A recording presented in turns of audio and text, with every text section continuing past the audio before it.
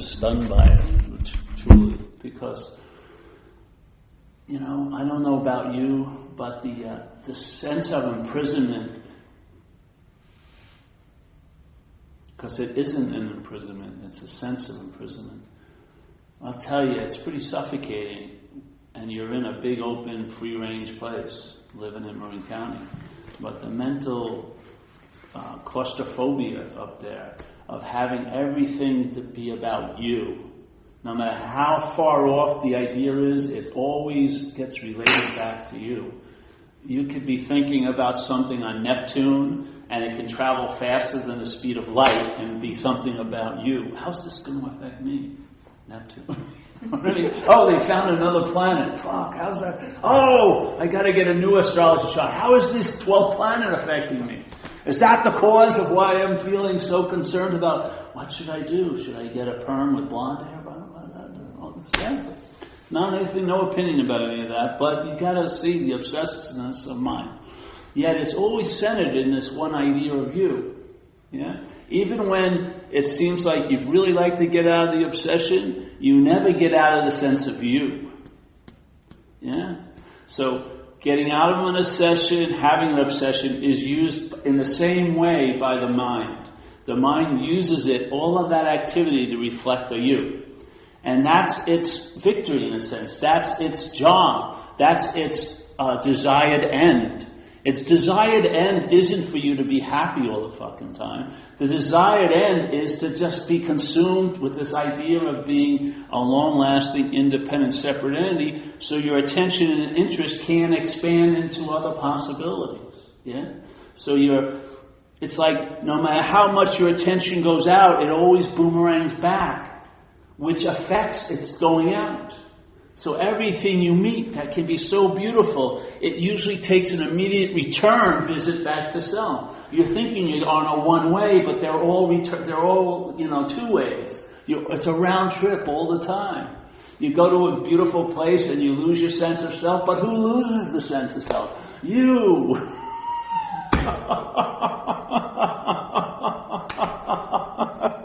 You can't fucking get out of it. And you know what? That's the most beautiful message, because you're not actually in it.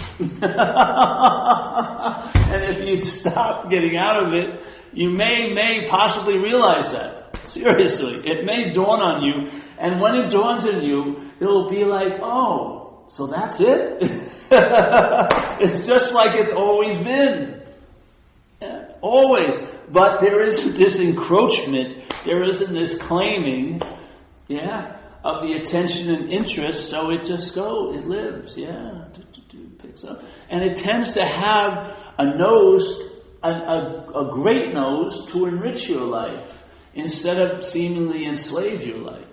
Yeah. It just needs to be freed up from what it's tending to. So I found when everything seemed to get really, really relaxed, it was when I entertained, I'm not that idea of Paul. Because that's all it is, it's not saying I'm not Paul, because I never was Paul, But I'm not the idea of Paul. That's what's being produced a lot, The sense of Paul. Everything is used when we have conscious contact. It's used by the mind, like Trungpa Rinpoche said. The ego will take advantage of everything it comes in contact. Well, let's just use the words, the meaning of selfing, let's say. The selfing, the only way it comes in contact with anything is through consciousness. Consciousness is the contact point. Consciousness, awareness, being on is what engages everything. Without being on, it doesn't matter how important tomorrow is going to be for you. You're not going to be there. It's not because you're not going to be here. And the only way that's going to be here is through conscious contact. So conscious contact is happening, Conscious contact. But what happens if the mental process arises after the conscious contact, but what it produces is the feeling of being before the conscious contact? That you maybe are the source of the conscious contact, but definitely not as consciousness, but as this little hybrid of consciousness and body called me, M-E, me, yeah? M-E. Yeah, we'll give a little talk about all I'm just one of us, yeah? All of these yous, but that's not the feeling that usually goes on all day. This sense of me is able to extract us from any sense of being one of the gang, of all these yous, yeah? It does. And that me is not just the body, because I found the mental process doesn't like the body a lot, because the body limits it quite a lot. It just limits it. It's always a nagging bitch when it can't reach 12 feet or can't, make sex for 45 minutes or, gets sick or dies or something, you know what I mean? Fuck. It feels let down by the body, I would say. It's got a bad attitude about it, I found, in my head. But it needs the body to prove its point, yeah? Without the body, it wouldn't have any story to stand on, yeah? And obviously, it can't brook the presence of consciousness, because that would deny its whole story of being the one, yeah? Because it would have a difficult time saying, I'm the Alpha and Omega, if there was really an Alpha and the Omega. That's always available at all times, which is consciousness or awareness. It would sort of put a crimp in the storyline, yeah? It just would. If you gave any credence to consciousness, it's very easily noticed that it comes before any time or anywhere you are. That it's sort of like you're never going to beat it. It's always going to be there, before you're here. It's a bitch to the mind, but it has a very good way of hiding that. Yeah, a very good way. Because it claims it. Now, I, Paul, am conscious. Yeah? I am. I'm the one who's seeing. I'm the one who's feeling. I'm the one who's tasting. I'm the one who's touching. I'm the one who's smelling. Now, I don't really have that much interest in that vision the most, yeah? But I really have a lot of interest that I'm the thinker. That's a really good one. Or I'm what's being thought about. That's where most of my attention is. Why is that? Why would a mental object or a product of a mental process lean towards the mental, not the physical or the consciousness, to get its relevance? Why would that be? Obviously, it came from there, it sort of feels comfortable there, yeah? So the mental process called thinking is its greatest ally. Yeah, it's claimed that, and you're the thinker of them, and now those thoughts, don't they have a lot of power? They seem to have a lot of freaking power. In one sense, you believe you're the thinker of them, but in the other sense, you feel like you're being bombarded by them. I wish I could turn these off. And then it's very frustrating, because you would think, like running, if someone said stop running while you're running, you can stop, yeah? But the thinking produces a lot more adverse effects, but if someone says stop thinking, it doesn't seem to work too well, yeah? So here's the sense of being the one who's doing it, but it's like herding cats. You have no control over any of it, yeah? And then, what do? You sort of pick the herd. You take the good ones and away from the bad ones, and you have the little sexual perverse ones. You can't share them with anyone. Then you have this one and that, and they're just spawning, because they just they just have intercourse with themselves, and thought begets more thought, and then your attention, you can't send it around the corner for a half hour. Maybe you're able to do it when you're a kid, it was free, but later on you have to have a peak experience. You got to jump off a bridge bungee cording, or, dive 3,000 feet under with only one gulp of air. Something to shock yourself into the present moment. Because you become a denizen of a mental realm, basically. At least that's how you're cast. Yeah? And your attention and interest is glued to it. It's very difficult to call off those dogs. Yeah? You can see it at night sometimes. Or you can just see it as an obsession. I'm not talking about what you call a major one like alcoholism or addiction. Just something you get obsessed over. The mind goes back to it, and back to it, and back to it, and back to it, and then a little back to it, and then back to it, back to it, back to it. And then you think you finally pulled it off like a dog, and then it lurches back to it. And basically it's walking you, in a sense. You're not walking it. Yeah? Where's the freedom? Where's the freedom from that slavery? It's a form of slavery, seriously. It's a form of mental slavery to have your mind consumed about what's not happening all day. I mean, you can't...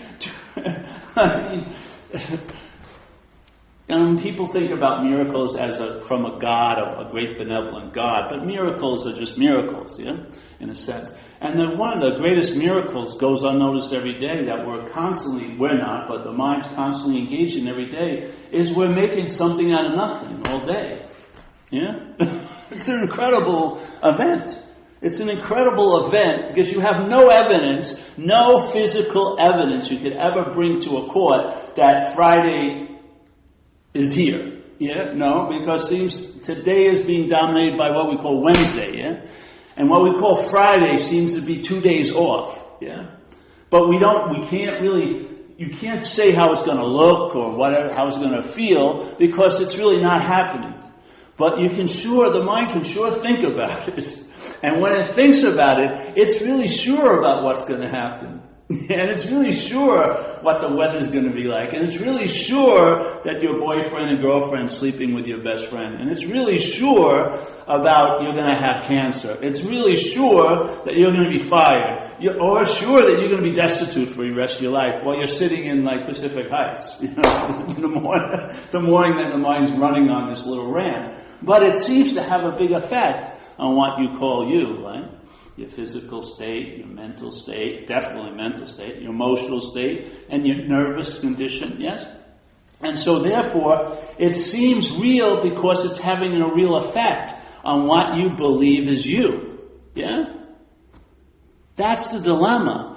It gets its reality, not from next Friday, but it gets its reality from what it's making you this feel now. Yeah? It's manipulating us like a puppeteer.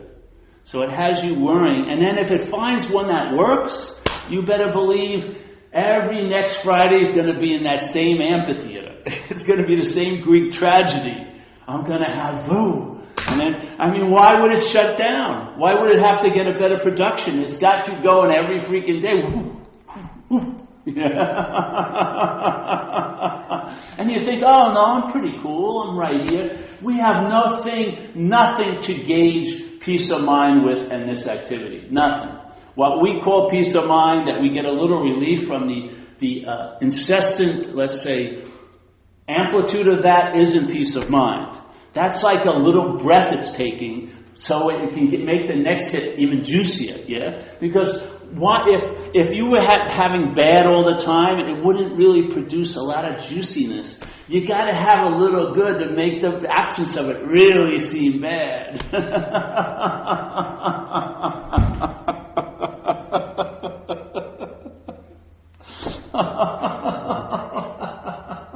See it, man.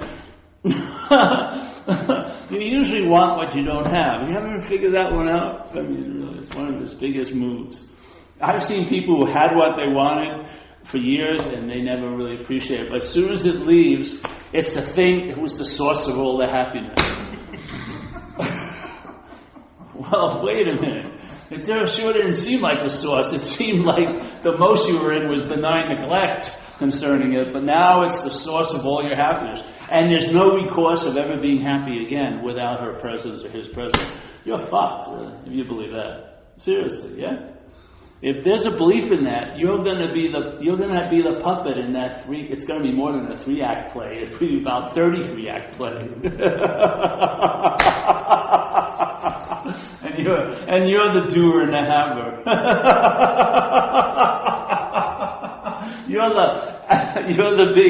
You're the big mover and shaker here. It's so obviously ridiculous, yeah. This arrogance. You're even thinking if the self was absent, it would be super great. It's super arrogant by producing the sense, you know what, all your problems lie in me. It's irrelevant in a one level. But you see how it does it? Even it says, well, I'd be enlightened if I didn't have this. No, you fucking wouldn't. You'd be awake, which you are already. Yeah? Enlightenment, I have no idea of, but if it takes any work, I ain't going there. Fuck it. It's like that thing in Boston when the guy's standing there for 17 minutes and then he says, what should I have done? Because nothing happened, He was thinking. I said, he should have stood there for 18 minutes. It was just an example of the mind, yeah? If it ain't 18, if I would have 20, no. Fucking, why not? I don't know if too many people are really seeking enlightenment. I think a lot of people are seeking an ease and comfort in their own skin. Yeah? I would say that's the biggest imperative. But it's given a very highfalutin idea, and usually I notice, like that lady at the meeting Saturday, when that idea is like attached to, it actually is a source of more suffering than anything else in one sense, yeah? Because the people, they're enslaved to seeking. 40 years, goes tons of meetings, sat with all these teachers, yeah? Maybe she would have been happy if she just went to a soup kitchen and served others, who knows? But yeah, there's just this drive. I was at this martial art thing. Mark never listens to these, I don't think. And, I love them and I see some value in it, but they were into, everyone was sharing. I missed the first day. Everyone was sharing what it was like the day before. They're going excruciating, suffering. My legs were shivering. I couldn't wait to sit down. And I'm sitting there going, Jesus Christ, do I really? And so I said, if they're going to ask me, I said, what I'm grateful for? That I wasn't here yesterday. And they had to sweat at night just to top it off. Fuck. And I said, I just was doing it, and I said, yeah, I get it, but I'd rather just forego the pain. I really would. Maybe when I was young, but I'm getting tired. I just don't see that's a good deal anymore. Maybe if there would be well, I'm just telling you what happened with me. I entertained this possibility, and I'll tell you, my whole spiritual seeking career was blown up. I fucking was gone. Yeah? And everything else that I was sort of attempting to attach to a barnacle was removed. And a barnacle can't anchor unless it has something to anchor on. Yeah? It just can't. And then I'm just so much happier not wanting to be liberated, really. I feel no need to be liberated. I don't think I'm going to everyone who's not liberated hell. I think we're pretty much in our own making hell. Not ours, but the mind's. I don't think we're going to get a better version. Well, we probably could, but, I find it's really in that sense of I need do nothing that a whole lot of stuff happens, yeah? And from that state of I don't know, I put myself in a position to find out. And this is in hindsight. I find finding out is a much more thorough form of knowledge. When the mind finds something out, it can really solidify and stabilize. So, like in recovery, the highest level, at least in the communities around here, is surrender, I'd say, yeah? But it still has a smacking of a lot of selfing in it, because it's like you surrender, but then there's the belief that you can take it back. Like the God's a little God, and you're the bigger God. All right, I'm not doing well as the bigger God, so I'm going to make a little God to surrender to. But if something important comes up, I'm taking it back. I hear it all the time. That to me that doesn't work. But surrender can occur. Yeah, so the state stabilizes, yeah? And now it's not, you don't have the joy of getting really flipped out and then getting saved again. It's a nice feeling when you feel like you went to the pits of debauchery or something and then you're saved, you see the light. All that's out because there's no seeing the light, there's always light, yeah? The light's always on. It's not like you have any role of, it was off and I climbed up on the chairs and I pulled, and the light's on. You don't get to have that little self-centered specialness. It's always on. Yeah? And in a sense, you're irrelevant to the nature of mind. You're a product of one little aspect of a way clamped down mental process called selfing. You're not up in the higher echelons of mind. You're like a claustrophobic weather front, and the whole place is inhabited with millions of weathermen who don't know what the fuck's going on, but they're really sure about their forecast. This is like right under that thin layer of mental cloud is a big open sky, yeah? And it's the system of those systems. I think there's many actually, but not one of them is self-centered. It's not a self-centered system. I would say most of us are living or have been living in a pretty much conditionally ordained self-centered system here. Yeah, but there are possibilities. Yeah, not to get out of the system, but it's the opposite way. You realize you were never in it because you're not a long-lasting, independent, separate entity. So actually, it's a questioning the inness. That's how you get out in a way. You never get out by telling the truth about the inness because that can only be self-knowledge. It's just another addition to the mental prison. Yeah, but the way I found works is that you realize, hey, I'm not that. So in a sense, I've never been in it. Therefore, there's no need to get out. And that's being out. Yeah. And if it's entertained, that being out can stabilize. Yeah, because it's just like a delusion or a dream mind drops into. Yeah? It goes in and out, in and out, in and out. And then after a while, it may not go in anymore. And it just stays out. And then there was never any in. Yeah? Nor was there ever any in. But that stabilizes. So now the light's on. You can see pretty good. I don't need to buy maps of how to get to the bathroom. The room's not dark. Yeah? I don't have to rely on someone who supposedly lived 3,000 years ago and supposedly someone wrote a book, but they very rarely do themselves. Wrote a book, and if I follow that, I'll find the Nirvanic bathroom. I can walk right in. Yeah, I don't have to pay for any middleman or woman. Yeah, so in that light, blue is blue and red is red. If things become clear, but not to you. Yeah. As soon as they're clear and it's to you, that's unclear. That's what happens. As soon as the you gets engaged in it, clarity becomes unclear. Yeah. Obviously, if, let's say, a state is taken as an experience, that's unclear. You're unclear about the state of things. Yeah? The state of things would override an experience. For an experience, there has to be an experiencer. In that state, experiencer, and what's experienced is the same. Yeah? In our interpretation, the experiencer is the most pronounced. Yeah, that's where all the attention goes. Yeah, me. In this other systems, that doesn't happen. Yeah, your attention and interest free ranges a little bit, and then you find out by it occurring. Yeah, that's how you learn. The I don't know becomes the pretty standard state.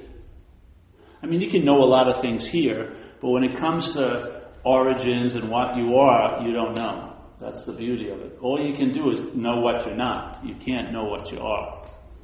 Yeah? You are what's been acting like it knows what it's not. I mean, it is what it's not. So, you just sort of negate that, because when what we're not is taken to be us, our interest and attention tends to go there. It's almost like a raging river. It's very difficult to corral. You're not going to redirect the river. It's going to wipe everything on its way. And it's very difficult to call off that energy from you when it's you. That's what I found. When I entertained, sincerely just started to entertain it, I'm not that, the mind chorused in. It said, yeah. And then my interest and attention, with no effort on my part, was freed from that slavery, and it started to enrich a lot, My relationships, everything. everything, every aspect that I seemed to be in started to get enriched. But I wasn't planting any seeds. I wasn't toiling and working hard. I was basically not doing much.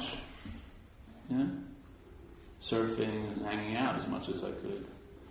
It may take a while to get used to not doing much, but that's not a lot of people see this, Simon. But a lot of stretches of time during the day, I wasn't doing much. I didn't have any,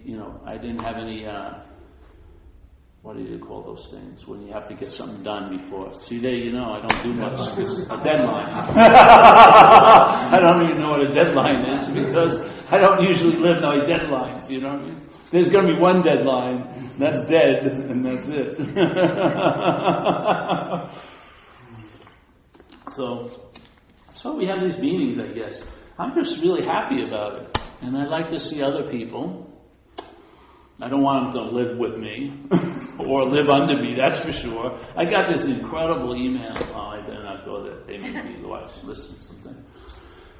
But I'd like to see you travel lighter. I would wish that on everyone here, to travel lighter.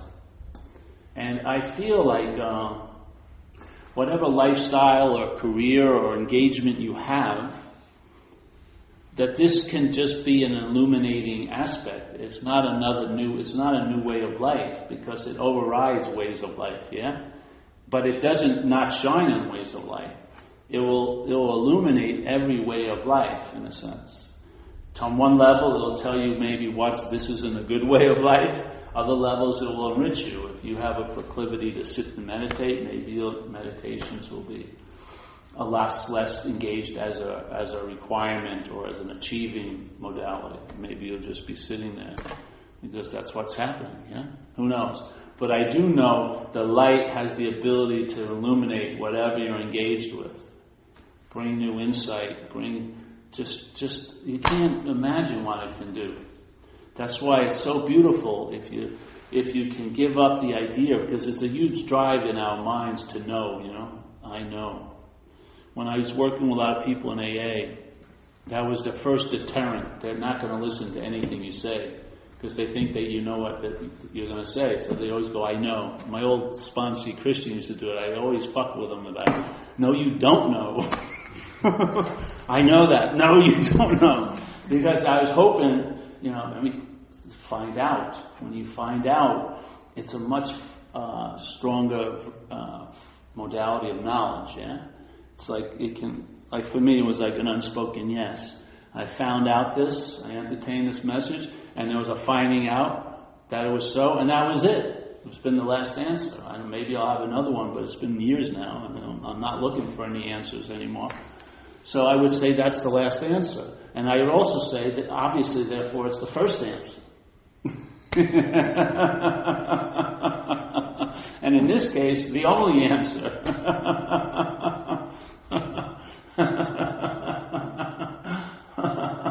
Now, my lovely friend Debbie, she knows me quite well, and she knows how I just riff on what's going on in my head.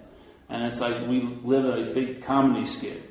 But she may not see it that way, but I'm doing. She's like, and I would tell her in the past, all that stuff I'm riffing on now, the mind was taken seriously.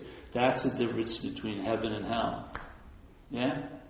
The makings of hell is a comedy skit, that's pretty much heaven. It's taken like a drama, that's hell.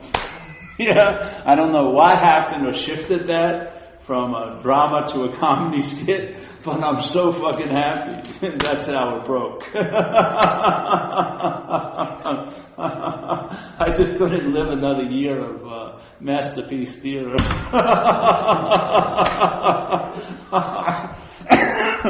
The profound minutiae of Paul Hederman's mind, forget it. It's unbelievable. So there is peace. It's available, but not for us. That's the good news. If it was available for you, it would be special, wouldn't it? Yeah. It would be uniquely known. Peace is available, but not for us. Not for you, not for this you. Yeah? But it's available. And when it downloads, you'll know it. And you'll know it.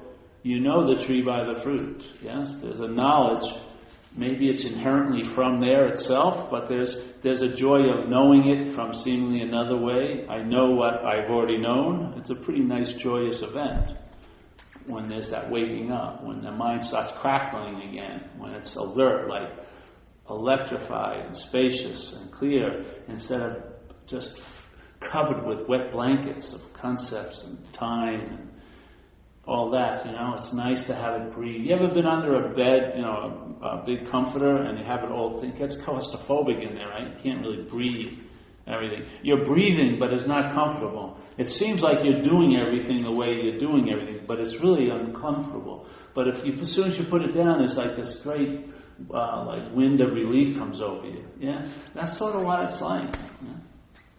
Some like this saran wrap that's been wrapped around us comes off, maybe all at once, but it's pretty joyous to have it come off in time like this, though it's never been on, let's put it that way. But the experience is sort of like you had 50 layers of saran wrap. Now saran wrap you can see through, but try to see through 50 layers of it. It's going to distort what you see pretty damn good. You'll still be seeing on the base definition of seeing, you'll be seeing, but you're not really seeing things clearly, yeah?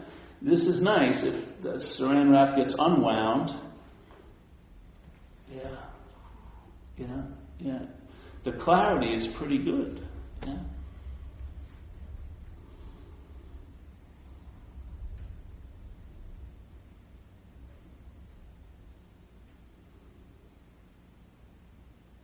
And whatever you're moved to in your seat assignment isn't how everything should be for anyone else. Yeah. If you're moved to be nice to people, that's far out. But there's no way it's a path. Yeah. Other people are awake; they're mean to people, probably. Yeah. Who knows? Because we all are that. That's a quality we all have. I don't think it's a big event, really. Yeah. There is an onness that can be noted. And I would say that qualifies for the term awake. Yeah? It's just awake to just awake. Yeah? And it doesn't mean it has to be vigilantly watched. I would rather leave it alone, because it actually is awake. I mean, it doesn't need any more polishing. It doesn't need any more gas to start it. It's already there. Yeah? Just leave it alone, maybe. Let it just awakeness sort of begets awakeness, and the lens can keep opening. It doesn't maybe not to. Sometimes it reveals more. Let's say in this case, because this is my seat assignment, it's nice for it to reveal different ways of putting what we're not, so that I can keep people amused and they can donate me money and I can have dinner tonight. Yeah. So there's some value in it. But in other cases, you may never make another peep in your rest of your life. That doesn't mean anything. It's just all that was needed was done. In a sense, it's over, and now you're just sort of available, flexible, open, but nothing that you brought about. Yeah, these are like consequences of something, and it's not like A can be traveled to get to D. There's a leap from A to D. Yeah, if you try to take the land route, you don't get there. If you try to start from A, I'm this person who's fucked.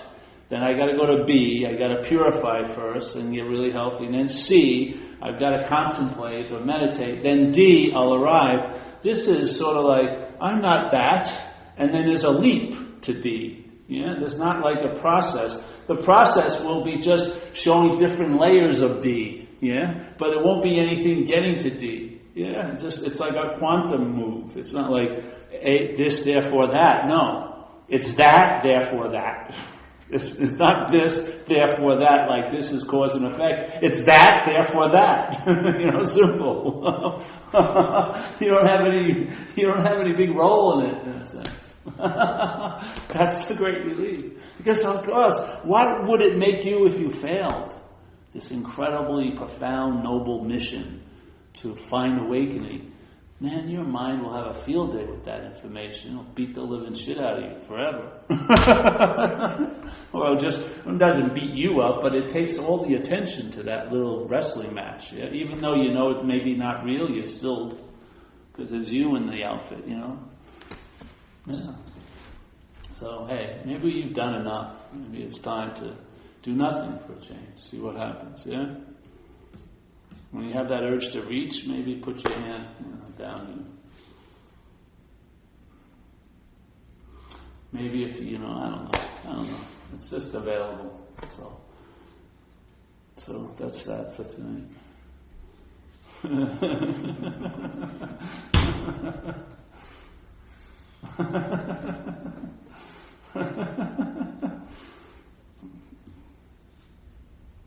I was one serious character. I don't know how people put up with me, man. I remember I'd be doing some martial arts or something, and my girlfriend wanted just to spend the time. No, I don't have time. I'm working out. I'm a man on a mission. I must harness and cultivate my energy so it can open up into the 1,000-fold lotus, so the rain of the nectar of God can quench me from. She's going, you don't want to sleep with me? You're fucking crazy, right?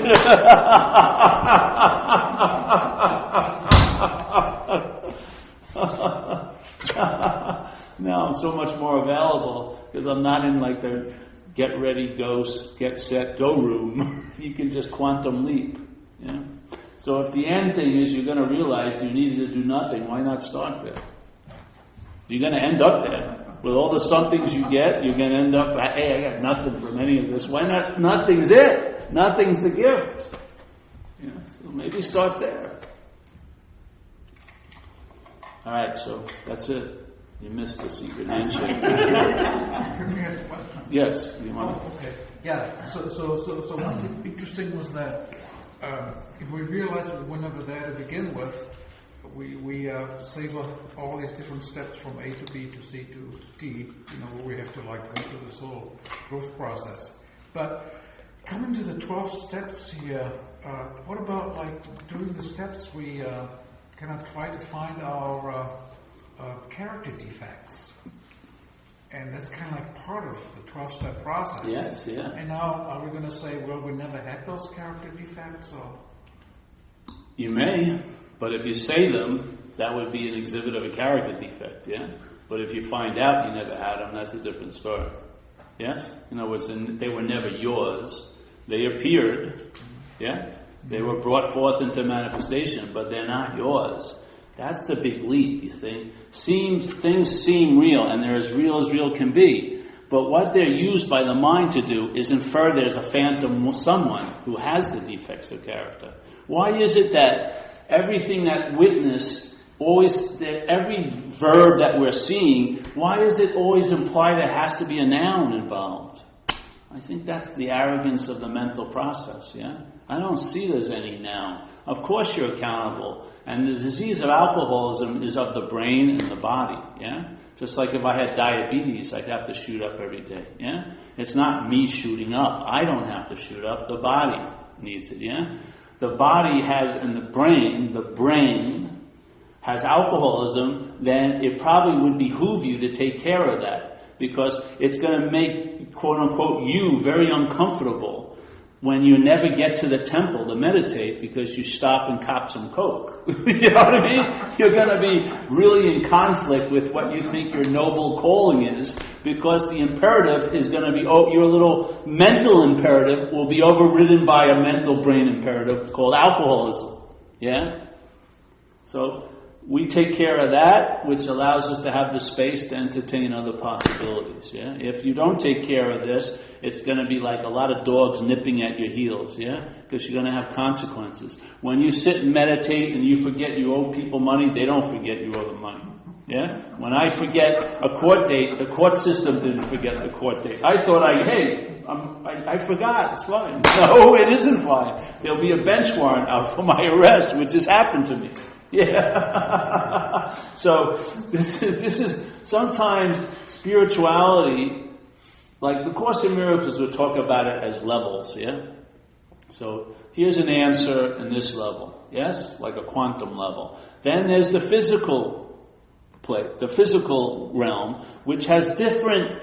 Well, the speed of answers are usually slower. Yes, it's usually don't have a quantum leap. Yeah, and it's not wise to mix levels up. So a lot of people who get in touch with me have alcoholism, yeah, in the body, and yet they have a lot of non-duality in the head, spirituality, right? Especially this one vein of it called non-duality. And it's really doing a job on them because I'm not an alcoholic. Now that's true, yeah, on one level, but not as a statement, yeah? There's gotta be some power in it for that to be true. Yeah? If it isn't true on a power level, that's gonna not work well.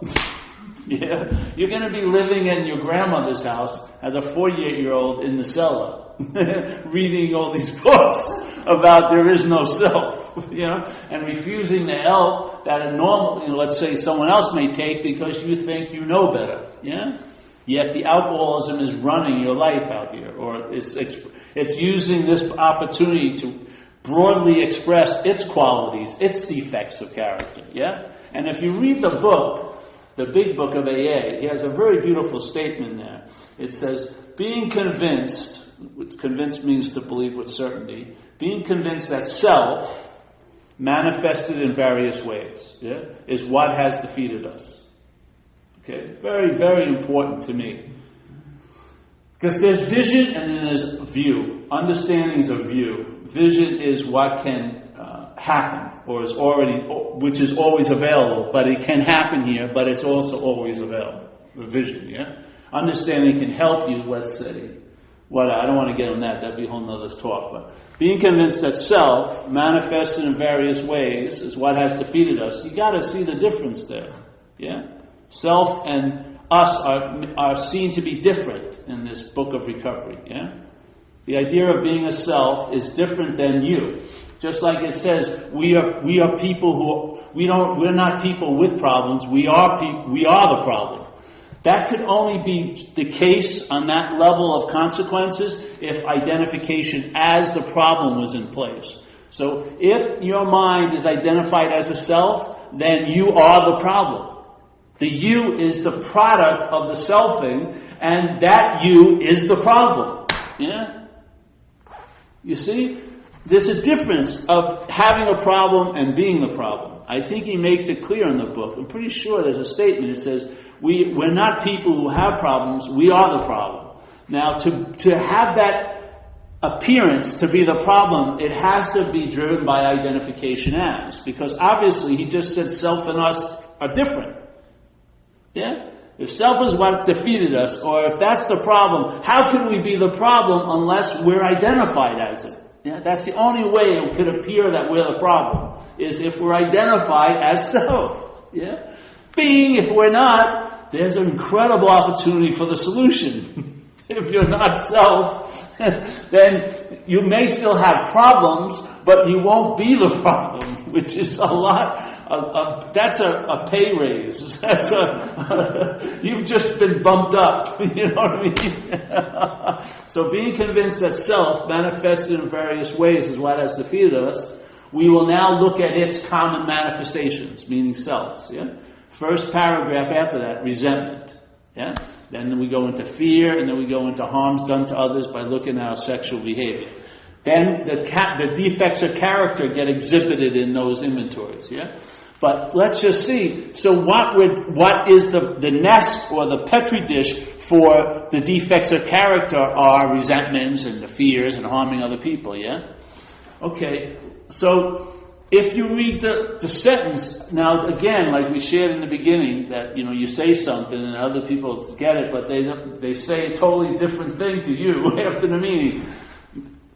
Correct me if I'm wrong, but it sounds like there's two different things: self and us. Yeah, self manifested in a lot of ways is what has defeated us. Okay, and it says you got to be convinced of this. This is a very important point. Okay, and then it says, okay.